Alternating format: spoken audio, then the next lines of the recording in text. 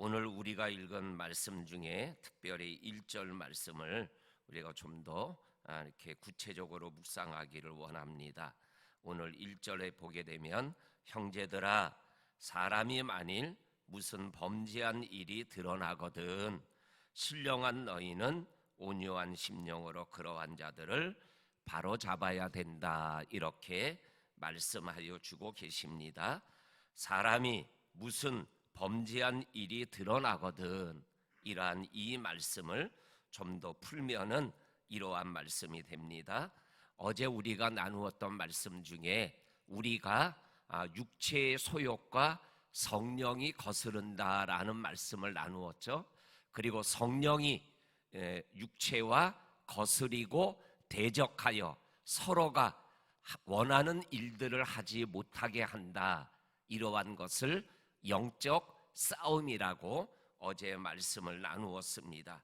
그래서 사람이 무슨 범죄한 일이 드러나거든, 이 말씀을 어제의 말씀과 연결하면 영적 싸움에서 져서 어제 말씀을 나누었던 5장 19절, 20절, 21절에 나오는 육체의 일은 분명하니, 그리고 15가지의 그러한 육체의 일들, 그러한 육체적인 열매들을 얘기하고, 이러한 것들은 하나님의 나라를 유업으로 받을 수 없다라는 말씀을 나누었잖아요. 그런 것처럼 육체와 성령이 싸워서 성령이 짐으로 인하여 육체의 열매를 맺는 이러한 죄를 지은 사람들을 만나게 되거든, 그러한 의미가 되겠습니다. 그렇게 되면 신령한 너희는, 요 신령한 너희는 이라는 말씀을 설명하는 것을 어제 말씀으로 표현하면 5장 25절에 성령으로 사는 너희가, 그리고 16절하고 25절에 있는 말씀대로 표현하면 성령을 따라 행하는 너희가 라는 말씀이 됩니다. 또한 5장 18절 말씀으로 표현하면 성령의 인도함을 받으며 살아가는 너희가 라는 말씀이 되겠습니다.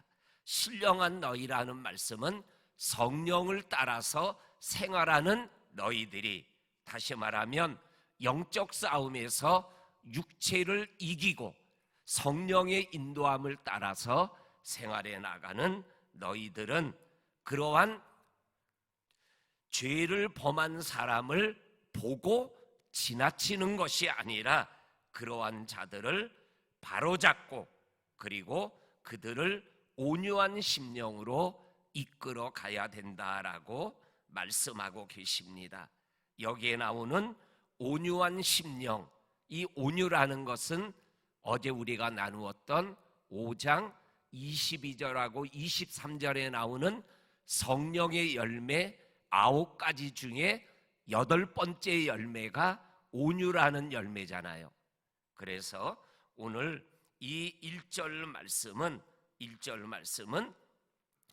영적 싸움에서 이긴 자가 영적 싸움의 진자를 내버려 두는 것이 아니라 그들이 그러한 삶에서 벗어나서 영적으로 인도함을 받고 성령을 따라서, 그리고 성령의 삶을 생활해 나갈 수 있도록 함께하는 그러한 믿음의 삶이 우리들에게 필요합니다, 이렇게 말씀하고 있는 그러한 말씀이 되겠습니다.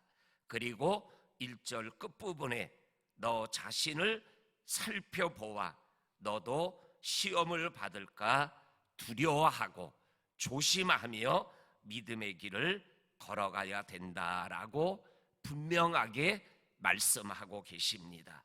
내 자신을 돌아보아서 시험을 받아 넘어지지 아니하도록 믿음에 깨어서 굳게 서서 남자답게 강건한 믿음의 길을 걸어가야 됩니다라고 오늘 1절 말씀이 우리들에게 말씀하여 주고 계십니다.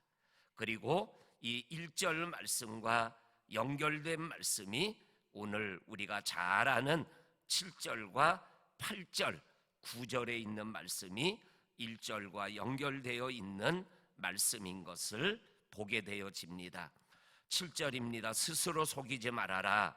하나님은 업신여김을 받지 아니하시는 하나님이시다. 사람이 무엇으로 심든지 그대로 거둔다. 그래서 8절에 자기 육체를 위하여 심는 자는 육체로부터 썩어질 것을 거두고 성령을 위하여 심는 자는 성령으로부터 영생을 거둔다. 이렇게 8절에서 말씀하시고, 그리고 9절에서 선을 행하다 낙심하지 말지니 포기하지 아니하고 때가 이르면 반드시 거두게 된다. 이렇게 분명하게 말씀하여 주고 계십니다. 오늘 7절, 8절, 9절에서 이 거둔다라는 말씀이 반복해서 나오는 것을 우리들이 읽었습니다. 사람이 무엇으로 심든지 그대로 거두게 된다. 그래서 오늘 이 사도 바울이 이 영적인 삶에 대하여 어제는 싸움으로 표현했는데, 대적하는 거로 표현했는데, 오늘은 심는 것으로, 거두는 것으로 우리들에게 이 영적인 삶을 말씀하여 주고 있는 것을 읽어보게 되어집니다. 그래서 육체를 위하여 심으면 육체로부터 썩어질 것, 곧 하나님의 나라를 받지 못하게 하는 그러한 것이 되어서 결국은 썩어지는 인생이 되어버리고 말지만, 성령을 위하여 성령으로 심는 자는 성령으로부터 영생, 곧 하나님의 나라를 얻게 되어지는 그러한 삶을 살아가게 되어진다라고 말씀하여 주고 계십니다.